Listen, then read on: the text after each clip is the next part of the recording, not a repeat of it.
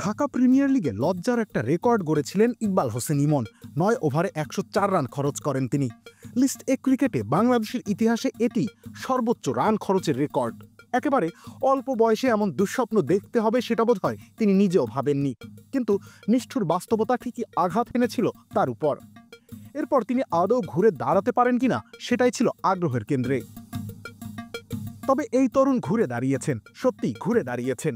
পাকিস্তান অনূর্ধ্ব-19 দলের বিপক্ষে তিনি হয়ে উঠেছেন দলের জয়ের নায়ক। একাই 4 উইকেট তুলে নিয়ে প্রতিপক্ষকে পুরোপুরি ধসিয়ে দিয়েছেন।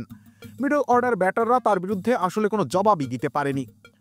দলের চতুর্থ বোলার হিসেবে আক্রমণ এসেছিলেন এই পেসার। এরপর তিনি কেবলমাত্র ঝড় তুলেছেন 22 গজে। শুরুটা সেট ব্যাটার সাদ বেগকে দিয়ে, খানিক পরে আরেক সেট ব্যাটার রিয়াজ উল্লাহকেও প্যাভিলিয়নের পথ চেনান তিনি। লেবুর সুঘ্রাণ আরো বেশি, ত্বকের যত্ন আরো বেশি, চলে আরো বেশি। আপনার পকেটে কি বিদেশি না বাংলাদেশি?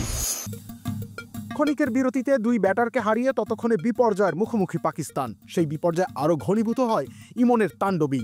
ডেথ ওভারে টেল এন্ডারদের কোনো প্রতিরোধ গড়তে দেননি তিনি। সব মিলিয়ে 7 ওভার হাত ঘুরিয়েছেন এই ডানহাতি, খরচ করেছেন মাত্র 24 রান। উইকেটের পাশাপাশি তার ইকোনমিও ঈর্ষা জাগানোর মতো। স্বাভাবিকভাবেই ম্যাচের সেরা পারফর্মার বলা উচিত তাকে। বড় মঞ্চে গুরুত্বপূর্ণ ম্যাচের ভাগ্য গড়ে দেওয়ার গুণটাই বোধহয় একজন ক্রিকেটারের সবথেকে আরাধ্য ব্যাপার। গত যুব বিশ্বকাপে ভালো সময় কাটিয়েছিলেন ইকবাল হোসেন ইমন। মারুফ মৃধা, রোহানাত দৌলা বর্ষণের মতো খ্যাতি না পেলেও নিজের কাজটা ঠিকঠাক করেছিলেন।